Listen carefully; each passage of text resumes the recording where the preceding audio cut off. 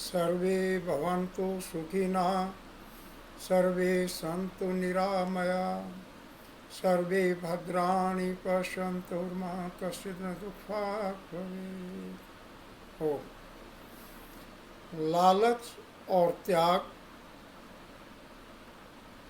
विरुद्ध में भी हैं और पक्ष में भी हैं। दोनों पहलू बड़े चिंतनीय हैं। दुनिया की प्रत्येक चीज एक सूत्र में बंधी है, एक दूसरे के प्रोक्ष भी है और प्रतिरूप भी है। जिस तत्व के बारे में सोचते हैं उसका अपना गुण धर्म है, प्रत्येक तत्व का अपना गुण धर्म होता है।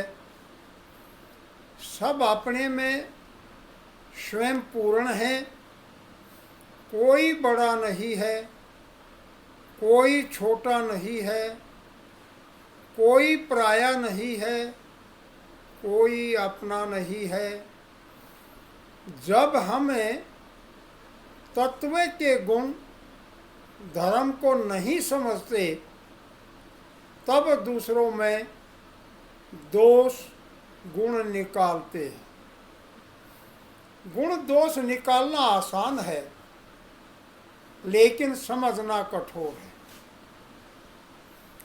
जिसको हम विरोधी मानते हैं वह विरोधी नहीं, जिसको प्यारा मानते हैं वह प्यारा नहीं।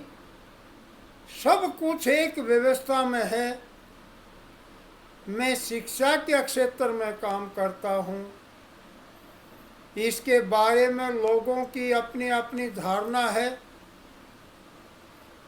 और वे लोग कहते हैं जो बच्चा बहुत तेज पढ़ने लिखने वाला होता है, परसेंटेज उच्च लेता है पढ़ाई के अंदर, जिसकी स्मरण शक्ति तेज होती है, उस बच्चे के बारे में माता पिता चाहते हैं कि हम अपने बच्चे को मेडिकल दिलाएंगे, इसे डॉक्टर बनाएंगे,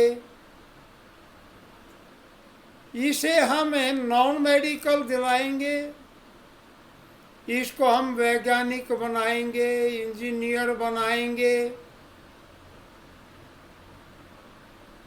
और उन विषयों से वे पढ़ाना चाहते हैं और पढ़ाते हैं। वे देश की करीम भी हैं। बुनियादी धरातल के ऊपर वही काम करते हैं। सभी उन्नति के रास्ते वे हमें देते हैं। सभी उसके कार्य पर ध्यान देते हैं। फिर उससे थोड़े से कम पढ़ने वाले हों, जिसका उससे कुछ कम दिमाग चलता हो, उनको हम कहते हैं कि इन्हें कॉमर्स दिलाई जाए। कॉमर्स विषय पढ़ करके वे लोग अपनी एमबीए यानी बीकॉम करने के बाद एमए करते हैं, एमबीए करते हैं, अकाउंटेंट बनते हैं, लेखाकार बन करके जो हमारे जो डॉक्टर बने, इंजीनियर बने, वैज्ञानिक बने, उनका सारा लेखा जोखा ये कॉमर्स से पढ़ने वाले, जिसको उनसे कम दिमाग वाला कहा जाता है, वे उनके सारा लेखा जोखा रखते हैं। उनकी सारी आर्थिक पहलुओं को, स्थिति को संभाल कर वो रखते हैं, क्योंकि वो उनसे ऊपर हुए।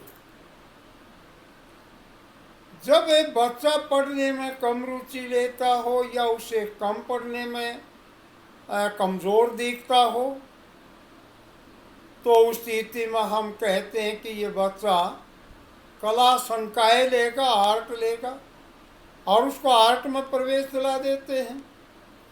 उसमें जो ठीक से पढ़ने वाले बच्चे होते हैं वे आईएएस आईपीएस और दूसरे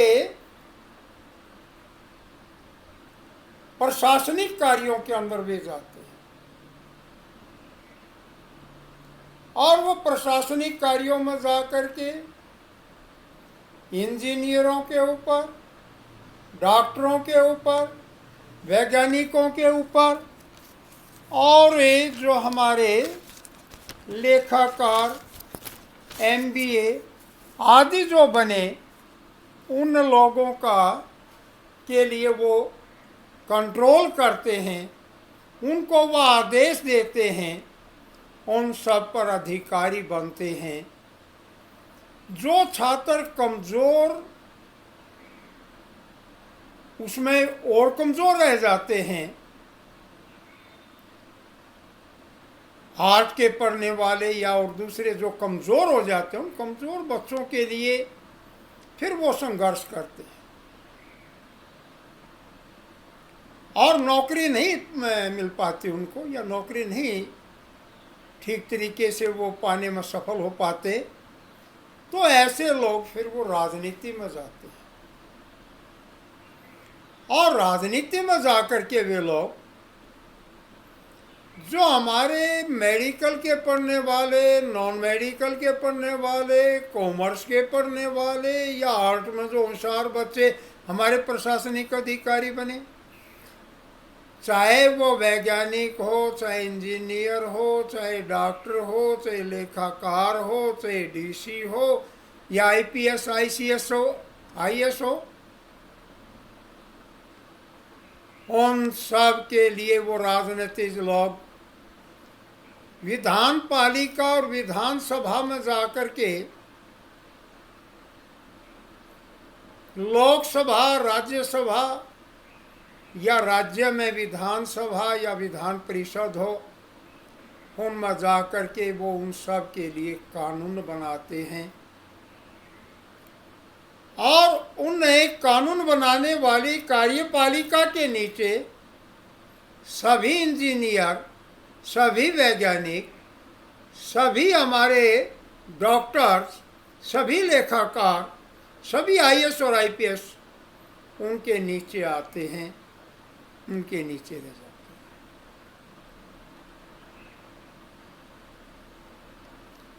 हैं। अब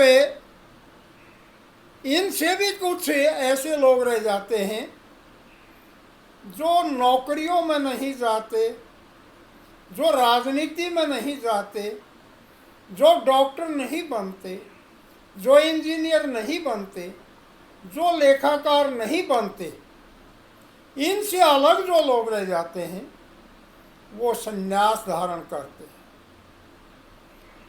और ये संन्यास धारण करके वे अपनी साधना करते हैं, साधना करके अपनी तपस्या करके अपना आत्म बल को जगाते हैं। क्योंकि जीवन के अंदर सफलता का रहस्य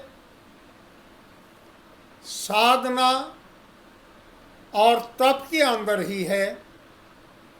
जिस व्यक्ति में आत्म संयम है और साहस है, वही अपने जीवन में सफलता पाता है। तो ये सन्यासी लोग जितने और बच्चे वो सन्यासी बन जाते हैं। सन्यासी बन करके वे लोग आत्म संयम से आध्यात्मिक के व्यक्ति बन जाते हैं। और जब वे आध्यात्मिक के व्यक्ति होते हैं, बनते हैं, तो उनके पास जो तीव्र बुद्धि वाले हैं, चाहे वो इंजीनियर बना, वैज्ञानिक बना, डॉक्टर बना, आईपीएस आईसीएस बना या लेखाकार बना, या वो राजनीति में गए, अब वो सारे उसे जिसको हम ये मानते थे कि और कहीं सफल नहीं हो पाए और तब सन्यासी बने हैं, और उन्होंने आत्म संयम से, आत्मविश्वास से आध्यात्मिक में वो सफलता प्राप्त की, तो सब लोग उन साधु संत फकीर आत्माओं के पास जाते हैं और उनसे आशीर्वाद मांगते हैं। आशीर्वाद मांगते हैं कि आप हमें रास्ता दो, आप हमें सफलता के लिए आशीर्वाद दो। उनके सामने जाकर झुकते हैं, अपनी अपनी सफलता का रहस्य के लिए प्रार्थना करते हैं। अब हमें समझना होगा कि कौन तीव्र बुद्धि वाला है और कौन मंदबुद्धि वाला है, कौन उस स्थान पर है। हमें कभी नीचे वाला ऊपर दिखता है और ऊपर वाला नीचे दिखता है। यह केवल हमारा दृष्टिकोण है। हमारे समझने में कहीं कमजोरी रहती है, इसीलिए न तो कोई मंदबुद्धि है न कोई तेज बुद्धि वाला है, ये सब समान है। बड़ा और छोटा हमारा कर्म है। पढ़ा लिखा और अनपढ़ कोई नहीं होता। हम देखते हैं जो कभी विद्यालय नहीं गया वह ज्ञानवान पाता है, जो शिक्षा प्राप्त कर गया और उसने अपनी नैतिकता खो बैठा वो, तो ये सब उसके द्वारा किया गया कर्म पर आधारित है। लेकिन कर्म प्रधान है। कर्म के लिए उसके गुण धर्म को समझना होगा। महानता गुण धर्म को समझने की है।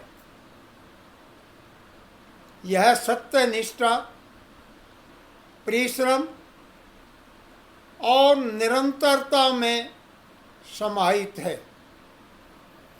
इसलिए कोई बड़ा नहीं होता और कोई भी छोटा नहीं होता। अब मैं आपको दूसरी तरफ लेकर के जाता हूं। आप यदि किसी चीज को जितना पाने की इच्छा करोगे वह उतनी ही दूर भागती है। जैसा आप सुख के लिए सुख के पीछे भागना चाहते हो, मुझे सुख मिले, जितना सीधे तौर पर सुख पकड़ना चाहोगे वह उतना ही दूर भागेगा।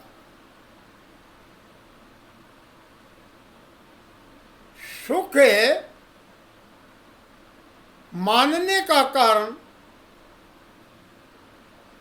होना चाहिए। प्रेम करने के लिए व्यक्ति हो, अपने को न्यौछावर करने का कोई ध्येय हो, सेवा करने के लिए कोई आराध्य हो, तब तो सुख अनुभव करोगे। जितना हम सुख का उद्देश्य बनाएंगे उतना ही सुख दूर भागेगा। सुख का पीछा करके सुख के पीछा करके नहीं पाया जा सकता। जो बात सुख और प्रसन्नता के बारे में है वही बात सत्ता के बारे में है। जो व्यक्ति सत्ता के लिए जितना प्रयत्न करता है, प्रतिष्ठा का जितना फिक्र करता है, उतना ही जल्दी लोग उसकी उपेक्षा करते हैं। इसके विपरीत आदमी की जितनी ही ज़्यादा कोशिश होगी कि मैं कुछ कर दूं, अपनी अंतर आत्मा के उद्देश्यों की पालना करूं, उसे उतना ही अधिक आदर, प्रतिष्ठा और यश प्राप्त होगा, क्योंकि उसने पद, आदर और प्रतिष्ठा की परवाह नहीं की, इसलिए शीघ्र प्राप्त हो जाता है। यही बात नींद के बारे में है।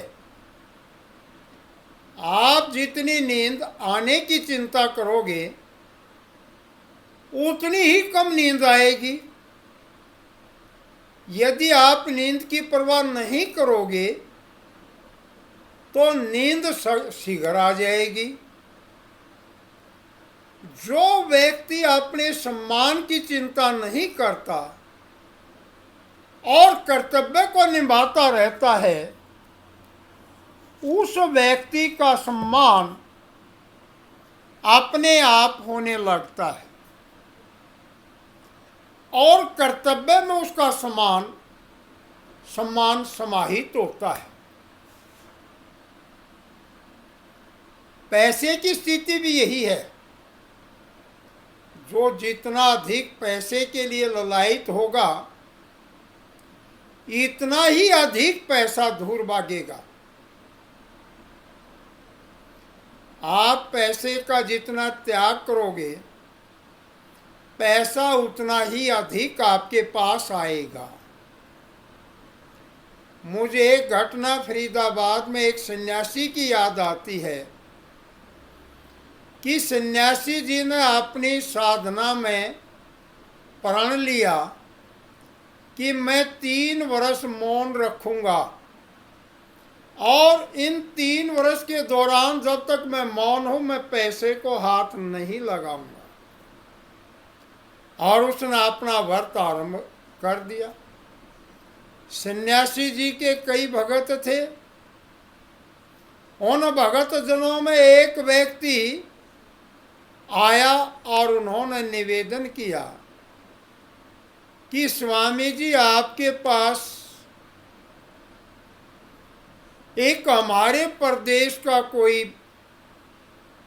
बड़ा मुख्य जिम्मेदार व्यक्ति, राजनीतिक व्यक्ति आता है, उससे मेरा ये काम करवा दो। उन्होंने कागज पर लिख करके अपना काम दे दिया